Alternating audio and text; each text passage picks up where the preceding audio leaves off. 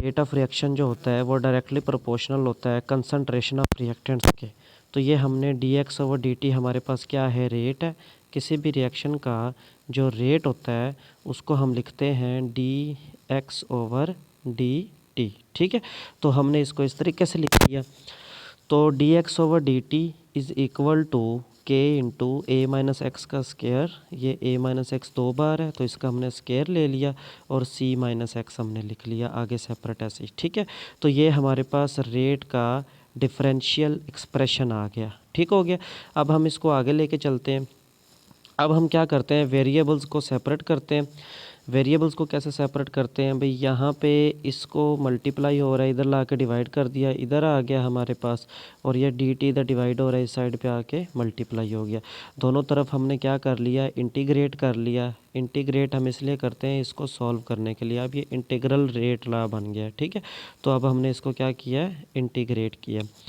तो अब हम क्या करेंगे, हमारे पास ये जो फैक्टर है, अब ध्यान से देखिएगा, और ये जो मैं करवा रहा हूँ इसको साथ साथ ही कीजिएगा। ठीक है, क्योंकि थोड़ा सा लेंथी है ये वाला, इसलिए ये जो हमारे पास यहाँ पे एक फैक्टर है 1/a-x का स्केयर और c-x। ठीक है, इसको अब डायरेक्ट इंटीग्रेट नहीं किया जा सकता, तो हम इसको क्या करेंगे, इसको पहले पार्शियल फ्रैक्शन के ज़रिए रिजॉल्व करेंगे। तो ये आप देखें, इस चीज़ को मैंने इक्वल लिख लिया इसके।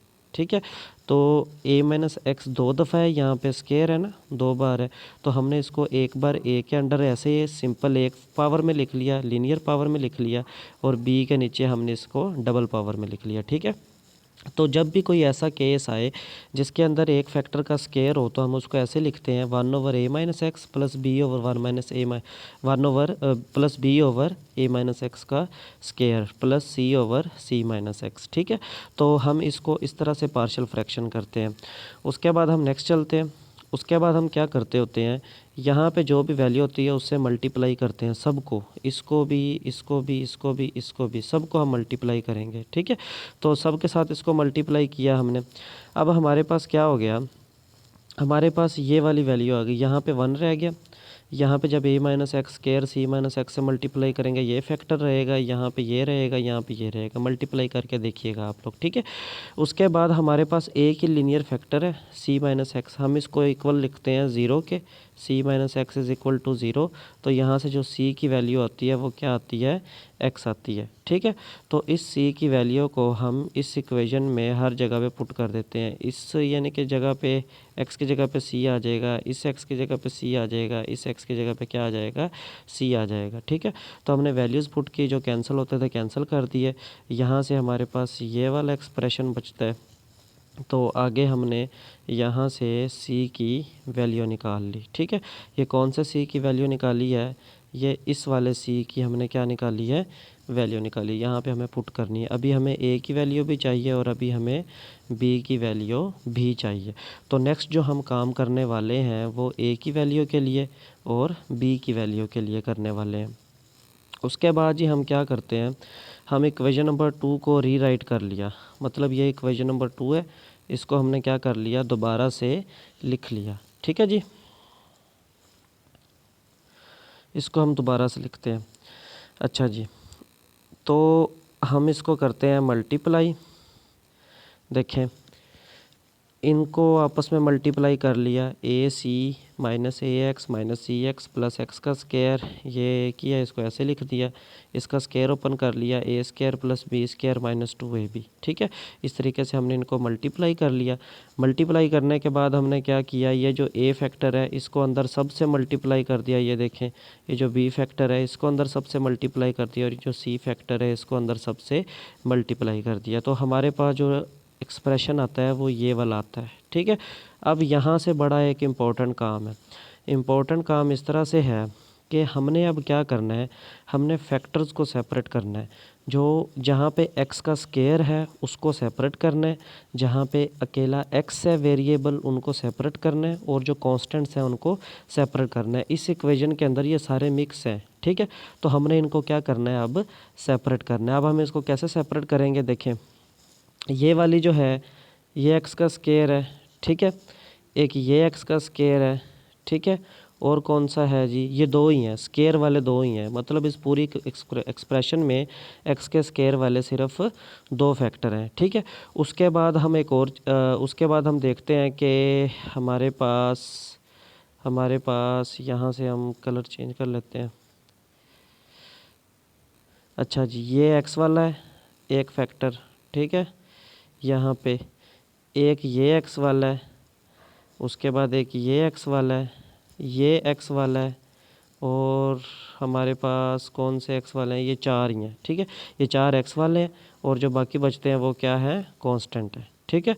तो हम इनको क्या करते हैं, सेपरेट करते हैं। तो हमने वही काम किया, ये जो स्केयर थे ये स्केयर वाले लिख लिए, ये अकेले एक्स वाले लिख लिए, ये चार एक्स वाले लिख लिया, और जो बाकी बचे उनको हमने कांस्टेंट वाली लाइन में लिख लिया, ठीक है। उसके बाद हम क्या करेंगे, अब इन दोनों के अंदर से एक्स का स्केयर कॉमन आ सकता है, इन सब के अंदर से, इन चारों के अंदर से एक्स कॉमन आ सकता है, और ये वाले कांस्टेंट वैसे ही, ठीक है। तो हमने यहाँ स्केयर कॉमन ले लिया, यहाँ से एक्स कॉमन ले लिया, और ये कांस्टेंट को हमने वैसे लिख लिया।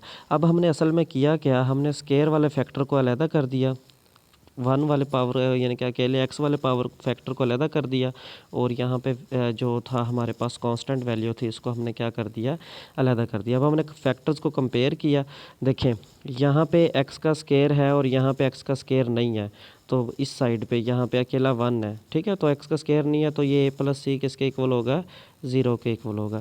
इसी तरह से यहाँ पे एक्स है, यहाँ पे एक्स नहीं है इस साइड पे, तो ये वाला सारा फैक्टर किसके इक्वल होगा, ज़ीरो के इक्वल होगा। इसी तरह से ये सारा कांस्टेंट है और यहाँ पे कांस्टेंट प्रेजेंट है, वन है जो कि कांस्टेंट, ठीक है। तो ये सारा फैक्टर किसके इक्वल होगा, वन के इक्वल होगा। तो हम इनमें से इन इक्वेशंस को सॉल्व करके बी और सी की वैल्यू निकालेंगे, जिसके लिए हम ये सारा काम कर रहे हैं। मैंने ये एक इक्वेशन लिख ली यहाँ पे, ठीक है, A plus C is equal to zero. C यहाँ प्लस हो रहा है, इस साइड पे माइनस हो गया, ए की वैल्यू हमारे पास आ गई। हमें सी की वैल्यू ये हम अभी लास्ट टाइम अभी निकाल चुके हैं, C is equal to one over A minus C square. तो ये वाली वैल्यू को हमने यहाँ पुट किया, तो हमारे पास किसकी वैल्यू आ गई, ए की भी वैल्यू आ गई। हमने ए की भी वैल्यू निकाल ली है, हमने सी की भी निकाल रही है, बाकी जो रह गई है वो किस चीज़ की वैल्यू रह गई है, बी की वैल्यू रह गई है, ठीक है। तो बी की वैल्यू निकालने के लिए हम ये वाली इक्वेशन यूज़ कर लेते हैं, इसका सहारा ले लेते हैं, ठीक है। तो ये वाली इक्वेशन हमने लिखी, यहाँ पे रीराइट कर ली हमने ये वाली इक्वेशन, देखिए ज़रा, ये इक्वेशन हमने लिख ली। उसके बाद हमने क्या किया, इन दोनों के अंदर से माइनस ए को क्या ले लिया, कॉमन ले लिया। उसके बाद इसको वैसे लिख लिया, ठीक है। हमें बी चाहिए था, बी को उधर ले गए, तो यहाँ से हमारे पास बी की जो वैल्यू आती है माइनस ए इंटू सी प्लस ए माइनस टू ए सी। ए की वैल्यू हम निकाल चुके हैं, सी की वैल्यू हम निकाल चुके हैं, ठीक है। वो वैल्यूज़ हमने यहाँ पे पुट की, इसको सिंपलीफाई किया, हमारे पास ये बी का आंसर आ गया, ठीक है। इसको मज़ीद आगे जाके सिंपलीफाई कर लेते हैं हम। इसको कैसे सिंपलीफाई किया हुआ है देखिए ज़रा, ये वही इक्वेशन को दोबारा लिखा हुआ है, ठीक है, ये वही वाली दोबारा लिखी हुई है, देखिए ज़रा। अब हमारे पास क्या है, ये हमने एलसीएम ले लिया, ए माइनस सी का स्केयर एलसीएम ले लिया, तो ये हमारे पास बी की भी वैल्यू आ गई, ठीक है।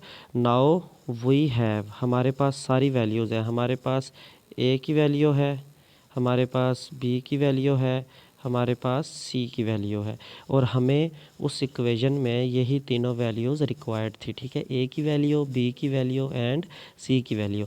और ये वाली वैल्यू हमने किस टेक्निक से निकाली, ये वाली वैल्यूज़ हमने पार्शियल फ्रैक्शन टेक्निक से निकाली, ठीक है। तो हम इन सारी वैल्यूज़ को इक्वेशन नंबर 1 में पुट करेंगे, वहाँ पे पुट किया, देखो ये ए की वैल्यू आ गई, ये बी की वैल्यू आ गई, ये सी की वैल्यू आ गई, तीनों वैल्यूज़ को पुट किया। अब देखें, अब यहाँ से इंटीग्रेशन स्टार्ट हो जाती है। देखिए one over A minus c का स्केयर सब में है, ए माइनस सी का स्केयर नीचे, ये हमने क्या ले लिया, सब में से कॉमन ले लिया। यहाँ पे ये चीज़ रह गई, यहाँ सी minus a over A minus x का स्केयर रह गया, यहाँ पे हमारे पास ये रह गई, और इसके इंटीग्रेशन क्या होती थी, टी होती थी, ठीक है। के टी प्लस सी कांस्टेंट आ गया हमारे पास, सी कांस्टेंट वाला ये वाला, ठीक है। आगे हम इसके इंटीग्रेशन को क्या करते हैं, मज़ीद सॉल्व करने के लिए हम ये इंटीग्रेशन सब की सेपरेट कर लेते हैं। इस फंक्शन के इंटीग्रेशन हमने ये सेपरेट कर ली, इसके इंटीग्रेशन ये हमने सेपरेट कर ली। इसमें सी माइनस ए कांस्टेंट था, उसको स्टार्ट में लिख लिया, वेरिएबल को हमने अंदर लिख लिया, इसके इंटीग्रेशन को हमने क्या कर लिया, सेपरेट कर लिया, ठीक है।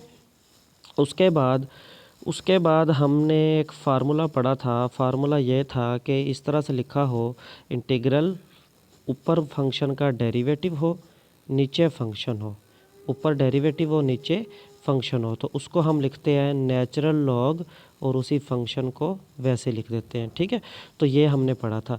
तो इस फार्मूले को कंप्लीट करने के लिए देखिए, ये नीचे a माइनस एक्स है, a माइनस एक्स का डेरिवेटिव क्या होता है, देखिए अगर आप डेरिवेटिव लें D over D x of a minus x, ठीक है, a देखें कांस्टेंट है, इसका डेरिवेटिव ज़ीरो होगा, x का डेरिवेटिव 1 होता है, तो ये -1 होगा, तो ये -1 आंसर आ जाएगा हमारे पास। ठीक है, तो देखिए नीचे फंक्शन है, ऊपर उसका डेरिवेटिव है, इसका मसला हल हो गया।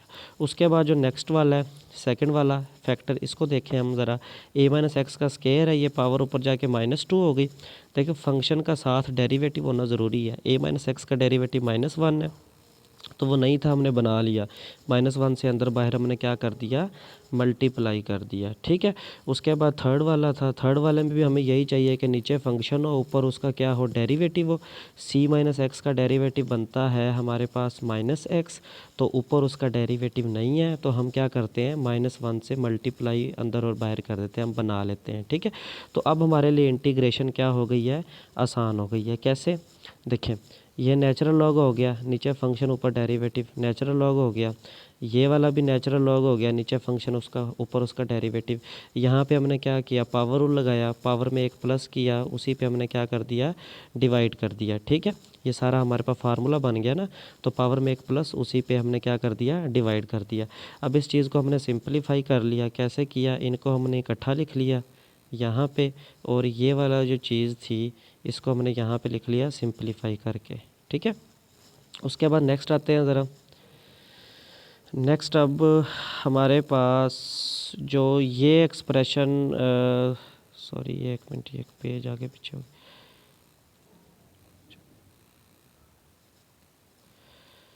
अच्छा जी, तो उसको हमने सिंप्लीफाई करके ऐसे लिख लिया।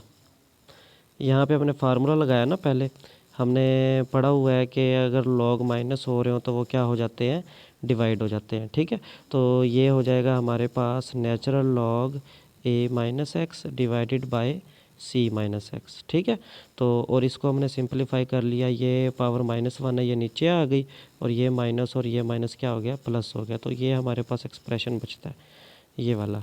ठीक है, ये जो सबसे ऊपर लिखा हुआ है ये वाला, ये हमने इंटीग्रेशन निकाल ली। अब हमारा जो नेक्स्ट मकसद है ना, हमारा नेक्स्ट मकसद है इस c की वैल्यू को निकालना। हमने अगला जितना भी काम करना है c की वैल्यू को ड्राइव करने के लिए करना है। ठीक है, now for the value of C की वैल्यू के लिए हम क्या करते थे, इनिशियल कंडीशन अप्लाई करते थे, टी को 0 पुट करते हैं और हम एक्स को भी 0 पुट करते हैं। ठीक है, तो 1 ओवर a माइनस सी का स्केयर, यहाँ पे x 0 हो गया, ये x भी 0 हो गया, ये x भी 0 हो गया, ये t भी क्या हो गया, 0 हो गया, तो हमारे पास c की ये वैल्यू आती है। इस c की वैल्यू को उठा के हम यहाँ पे पुट करेंगे अब। ठीक है, तो इस c की वैल्यू को जब हम यहाँ पे पुट करेंगे तो देखिए ये हमारे पास एक्सप्रेशन आ गई है, c की वैल्यू हमने सारी लगा दी, ये सारी साइड पे प्लस हो रही है, इस साइड पे आगे क्या हो जाएगी, माइनस हो जाएगी। ठीक है, तो देखें ज़रा, हमने ये लिखी भी हुई है, ये वाली सारी वैल्यू यहाँ पे लिखी हुई है। अब देखिए 1 ओवर a माइनस सी का स्केयर इधर भी है, इधर भी है, दोनों में से क्या आ गया, कॉमन आ गया है, ये फैक्टर रह गया, ये हमने लिख लिया, ये माइनस है तो अंदर साइन चेंज हो जाएंगे, ये लिख लिया। ठीक है, तो ये जो नेचुरल लॉग वाले फैक्टर्स हैं ये वाले, ये हमने इकट्ठे लिख लिए, इनको हमने सेपरेट लिख लिया कांस्टेंट्स को।